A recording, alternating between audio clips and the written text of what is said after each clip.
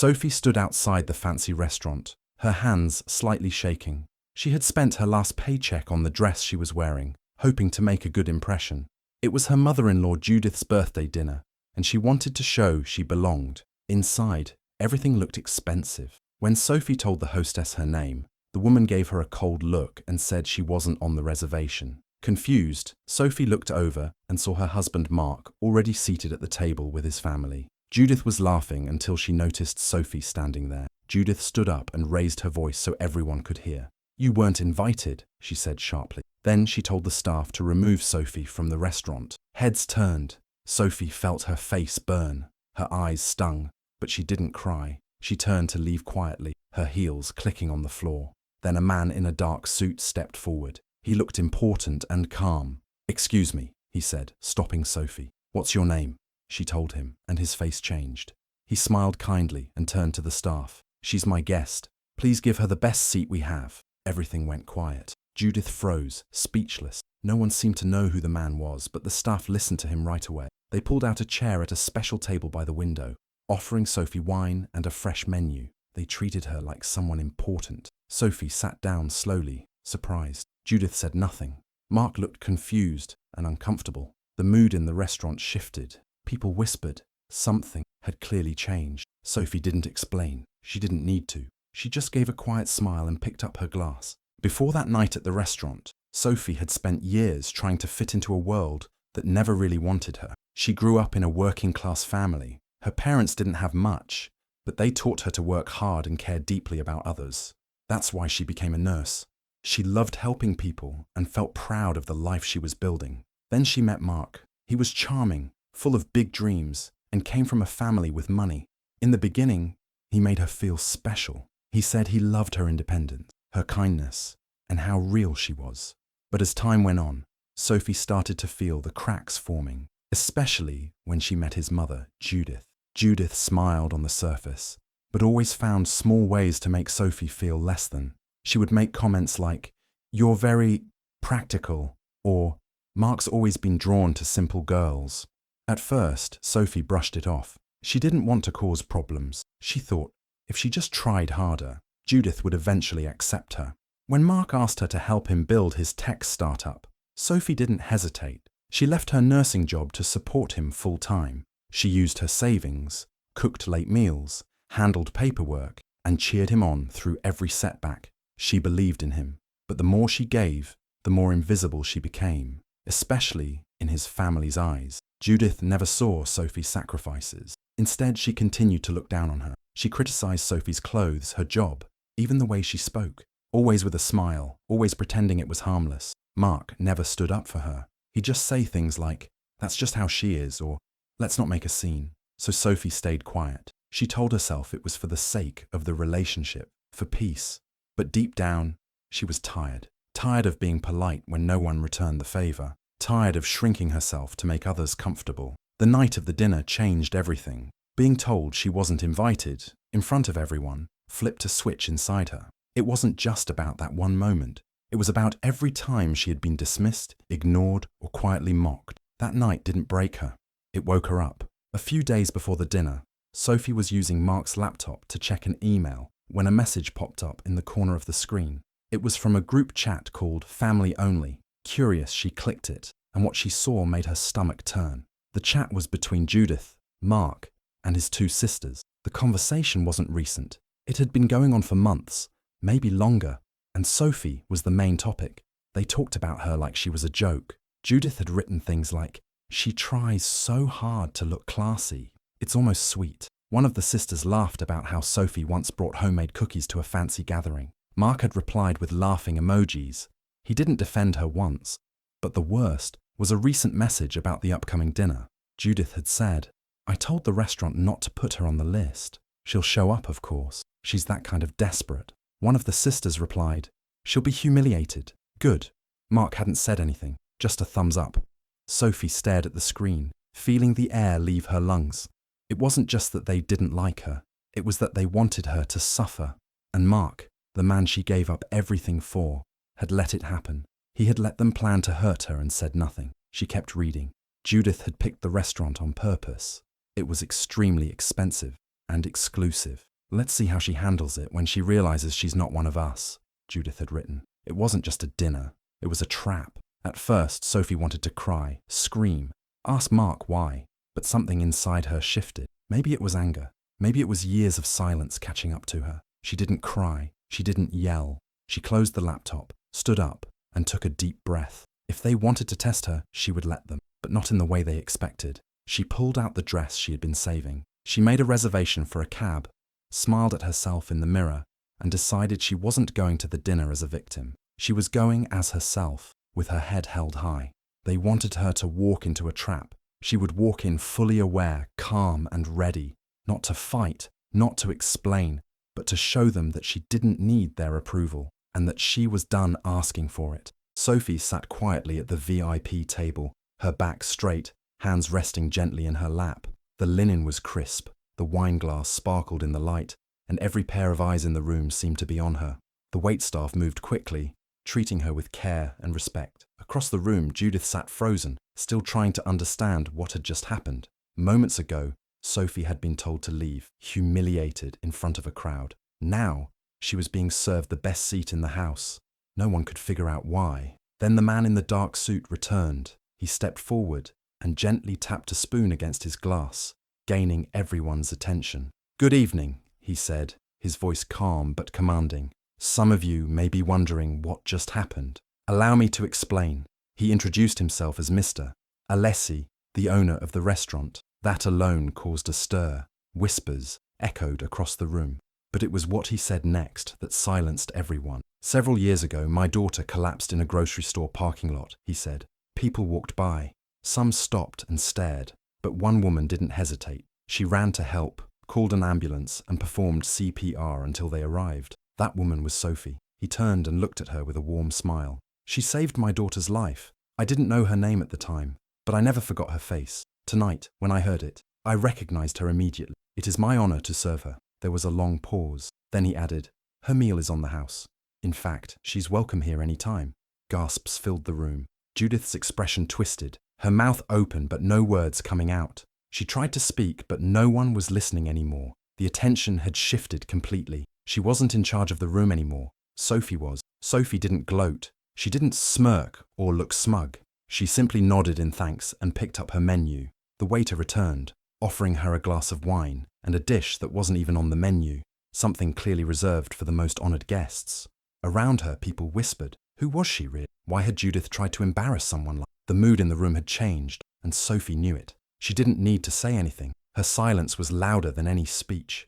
She ate slowly, calmly, as Judith and the rest of the family sat in awkward silence at their table. For the first time in a long time, Sophie didn't feel small. She felt seen. Mark made his way to Sophie's table, trying to smile like nothing was wrong. He sat across from her without asking, looking around nervously as the staff poured Sophie another glass of wine and placed a fresh dessert in front of her. The waiter even brought a small bouquet of white flowers, placing them gently beside her plate. "Sophie," Mark said softly, leaning in, "let's not blow this out of proportion.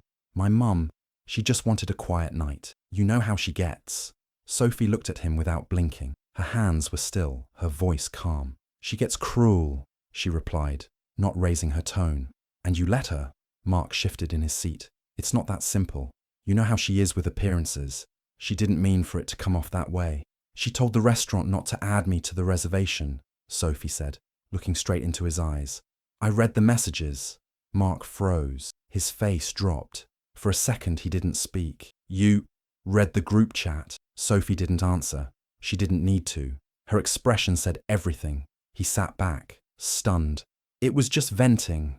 No one really meant it." Sophie raised one eyebrow slightly. Another dessert was placed in front of her, this time a chef's special. The staff was making a show of how welcome she was, and Judith, still watching from across the room, looked like she might explode. "I stood by you, Mark," Sophie said quietly. "I gave up a lot for you, and you let them laugh at me. I didn't think you'd find out," he admitted, and then winced, realizing how bad that sounded. Sophie let out a soft breath, picked up her spoon, and took a small bite of the dessert. She didn't respond. She didn't need to argue. The facts were already laid bare. The silence between them felt louder than shouting. Mark looked down at the table, the flowers, the wine, the attention she was getting, and he knew this version of Sophie was different. She wasn't begging to be accepted anymore. She didn't say another word. She didn't need to. Mark quietly stood up and walked back to his family, looking smaller than when he arrived. Judith finally stood from her table. Her smile was tight, but her eyes were burning. She walked over to Sophie's VIP table, her heels clicking sharply against the floor. The room quieted. People pretended not to look, but everyone was listening. "Sophie," Judith said with fake warmth, "this is quite the scene you're making." Sophie looked up from her wine glass, calm and steady. "Is that so?" she said quietly. Judith pulled out the chair across from her and sat down without waiting for permission. "I think we both know you've been twisting things to get attention. This whole act, it's clever, really. You always knew how to make people feel sorry for you." Sophie didn't flinch. She folded her hands on the table and looked Judith directly in the eyes. "You want to talk about manipulation?" Her voice stayed soft, but it carried across the room. "Let's talk about facts." Judith blinked, thrown off. "I left my job to help your son build his company. I gave him every cent of my savings to keep it afloat in the early days. When we bought the house, it was my name on the first mortgage because his credit wasn't strong enough." Sophie paused. "Did I ever bring that up at your family dinners? Number I kept my mouth shut so you could feel comfortable pretending I was just some charity case." Judith opened her mouth to speak, but nothing came out. "I never asked for praise," Sophie continued, still composed. "I just wanted respect, but even that was too much for you to offer." At that moment, a waiter appeared with a covered silver tray and gently placed it in front of Sophie. With a graceful motion, he removed the lid to reveal the restaurant's signature dish, one that wasn't on the menu, reserved only for VIPs and special guests. A soft murmur spread through the room. Mr. Alessi appeared beside the table, smiling. "Chef sends his regards," he said. "This is usually only served to our most valued guests." Sophie gave a small nod of thanks. Judith's face was pale, her lips pressed into a thin line. She tried to respond, to reclaim control, but there was nothing left to say. People around the restaurant looked between the two women. It was clear now who held the power. Judith had walked over expecting to embarrass Sophie. Instead, she had exposed herself. And Sophie? She simply picked up her fork, took a bite, and let the silence speak for her. As the evening dragged on, Sophie noticed Mark across the room, hunched over his phone, typing quickly. His eyes darted toward her, then back down. Her instincts kicked in. Something wasn't right. Moments later, Judith glanced at her phone, frowned, and stood up like she was about to walk over again. Sophie's heart sank. She knew it wasn't over. She stood and walked across the floor, calmly but directly, to Mark's table. He looked up, surprised. "Let me see your phone," she said quietly. Mark blinked. "What?" "Your phone," she repeated, her voice still low. "Now." He hesitated, clutching it tighter. "Why are you doing this?" "Because I saw your face when you sent that message. You texted her, didn't you? Telling her to come over and shut me down." Mark's jaw tightened. "You're making this bigger than it is." "So you admit it." He didn't respond. Sophie stared at him, the noise of the restaurant fading around her. "You told her I was making a scene, that I needed to be controlled." Mark looked annoyed now. "You are making a scene. This whole night is turning into a circus because of your pride. You're ruining everything." For a second, Sophie stood there frozen. Then she nodded slowly, as if something finally clicked into place. "You're right," she said. "This night is ruined, but not by me." She turned without another word and walked toward the exit. People watched her, sensing the tension but unsure of what had just happened. As she reached the door, Mr. Alessi stepped forward to thank her again for coming. She leaned in, smiled softly, and whispered something into his ear. He nodded seriously. Then she left. No tears, no shouting, no scene, just quiet. Final steps out the door. Mark sat motionless at the table, Judith glaring at him. Something had shifted for good, and this time, Sophie wasn't coming back. By the next morning, everything had changed. Someone had filmed the dinner, not just Sophie's humiliation at the door, but the entire shift that followed. The moment Mr. Alessi stepped in, the way Judith had tried to send Sophie away, the calm way Sophie had handled it all, the quiet power of her silence. Within hours, the video had gone viral. It started on a local page. Then someone posted it on a popular subreddit. From there, it spread like wildfire. Twitter, TikTok, Instagram. People were furious on Sophie's behalf. They praised her grace, her patience, and how she never once raised her voice. "She didn't need revenge," one comment read. "She let the truth speak for her." Even more powerful was the caption someone had added. "She walked in alone and left with the whole room's respect." Then came Mr. Alessi's post.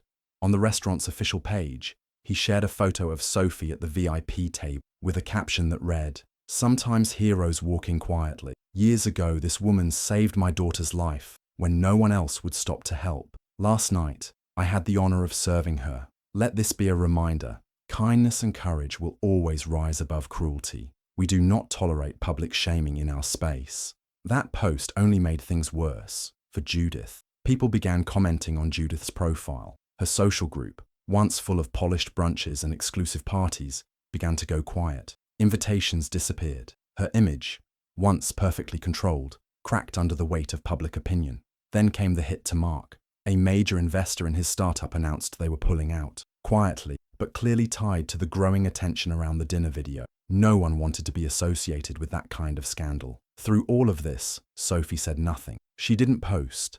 She didn't comment. She didn't respond to messages asking for interviews or statements, until one day later, she finally shared a single post. A plain black background, white text. "Sometimes walking away isn't weakness. It's the beginning of knowing your worth." No hashtags, no tags, just that. It was shared thousands of times. People called her brave, powerful, inspiring. But Sophie wasn't looking for praise. She was simply done letting others write her story. And now, the whole world knew who she really was. 2 days after the video took over the internet, Sophie finally spoke. She posted a long message titled, "The Time I Was Banned from Dinner by My In-Laws." It began simply, honestly. "I showed up to a birthday dinner to support my husband's family. Instead, I was told I didn't belong. This is what really happened."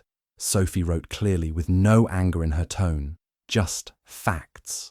She told her side of the story from the beginning, how she worked as a nurse, came from a modest background, and how she supported her husband's dream by quitting her job and funding his startup with her savings. She talked about the slow build-up of cold comments, fake smiles, and silent cruelty from her in-laws, especially Judith. She revealed the truth behind the dinner, the expensive restaurant chosen to make her uncomfortable, the group chat where she was mocked, and the moment her husband did nothing to defend her. But Sophie didn't ask for pity. Instead, she ended the post with something simple, yet powerful. "I'm not sharing this for revenge. I'm sharing it for closure. I have decided to move forward with my life. I am filing for divorce." That sentence alone sent shockwaves through her followers. But she didn't stop there. Also, since many have asked, yes, I'll be okay. The house I lived in with Mark, it's in my name. I updated the deed months ago, quietly, when I realized something was off. I didn't want to believe it then. I believe it now. The response was immediate. Thousands of comments pouring in, offering support and cheering her strength. Then, just hours later, another update came, this time from Mr. Alessi himself. He posted a photo of himself standing beside Sophie, both smiling, proud to welcome Sophie as a new advisor to our non-profit arm, focusing on community health and emergency response. Her compassion once saved my daughter's life. Now she'll help us save many more. Sophie didn't gloat. She didn't take shots at anyone. Her voice remained steady, her message clear. It was about reclaiming her power, her voice, and her future, with grace. By the end of the week, she was no longer just the wife from the dinner. She had become something more, a woman who refused to stay silent, who rose with dignity, and who chose truth over bitterness. And everyone was listening.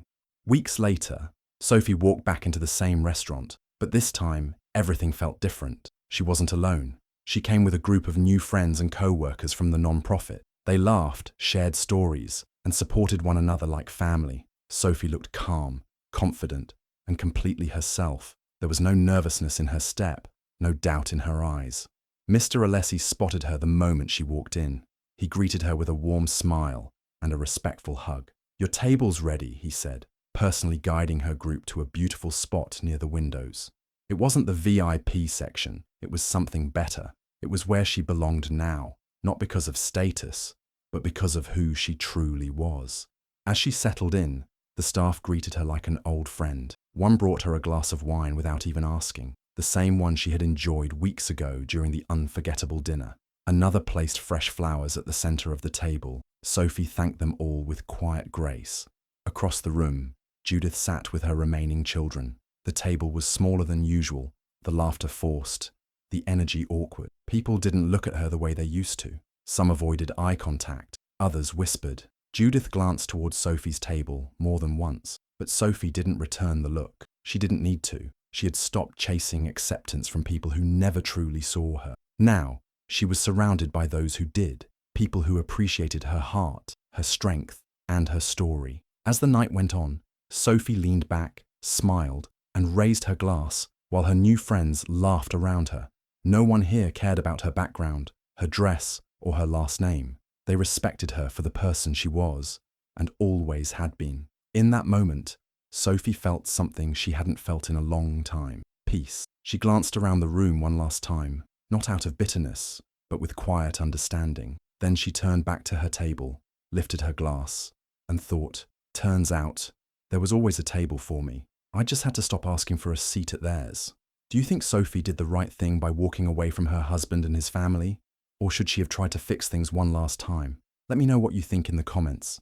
I'm really curious to hear your take on it. And if you want more stories like this, full of real emotions, tough choices, and powerful comebacks, make sure to subscribe and hit the notification bell so you never miss out.